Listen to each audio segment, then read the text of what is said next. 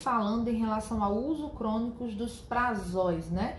E aí, quais são os verdadeiros riscos? Vamos de papo sincero aqui com vocês.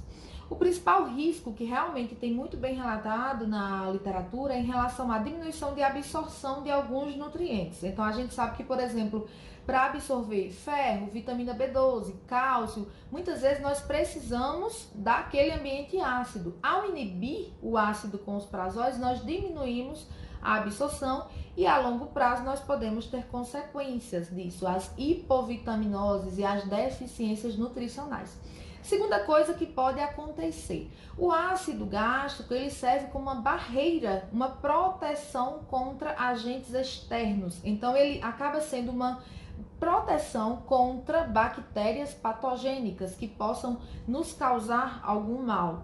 Então favorece o supercrescimento bacteriano do intestino delgado. E o que é isso? É quando bactérias de outros locais, como por exemplo bactérias que moram no intestino grosso, começam a povoar, morar na região do intestino delgado, ou as bactérias do próprio intestino delgado tendem a fazer um crescimento exagerado. Elas começam a se perpetuar e existe uma população maior de bactérias ali, gerando sintomas de má absorção intestinal, gases, flatulência, dor abdominal, diarreia, intolerâncias secundárias à lactose, à frutose, por exemplo. Em relação ao risco de câncer, isso eu quero deixar vocês um pouco mais tranquilos. E o risco de demência, que é outra coisa que se pergunta bastante. Então, isso não tem nada comprovado na literatura. Os prazóis são medicações muito seguras, então em pessoas que precisam usar a longo prazo, o que nós precisamos fazer é ter um controle dos sintomas relacionados, por exemplo, a um supercrescimento bacteriano e uma avaliação nutricional periódica desses pacientes que precisam usar a longo prazo. Alguns casos na gastroenterologia nós não podemos retirar essas medicações, certo? Porque, por exemplo, no esôfago de Barrett, muitas vezes nós precisamos usar a longo prazo. Então, em relação ao Alzheimer, em relação à demência, em relação a câncer, não tem nada comprovado na literatura.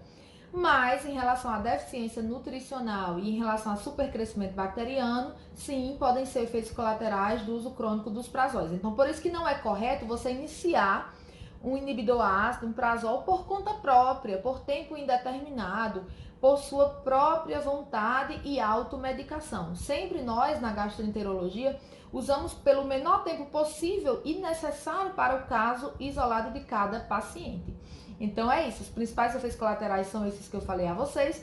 Precisam realmente, então pacientes que chegam no consultório que usam de longo prazo, eu peço toda uma rotina nutricional de avaliação de nutrientes e vitaminas, porque sim, a gente pode ter uma deficiência nutricional e uma complicação em consequência disso. E pacientes que têm sintomas de supercrescimento bacteriano e usam a longo prazo, nós também fazemos sempre a investigação para SIBO, que é o supercrescimento bacteriano do intestino delgado. Então a mensagem desse GTV é: não usa se não é necessário, e se você está precisando usar por longos períodos sem parar, é porque alguma coisa não está controlando a sua doença do refluxo ou a sua gastrite. Antes de usarmos de forma desenfreada e fazer a automedicação, nós precisamos entender se é aquilo mesmo que a nossa doença está precisando. Será que o ajuste que falta é inibir o ácido realmente? Ou nós precisamos atuar em outros gatilhos, sejam comportamentais, emocionais, do estresse, para controlar a nossa doença?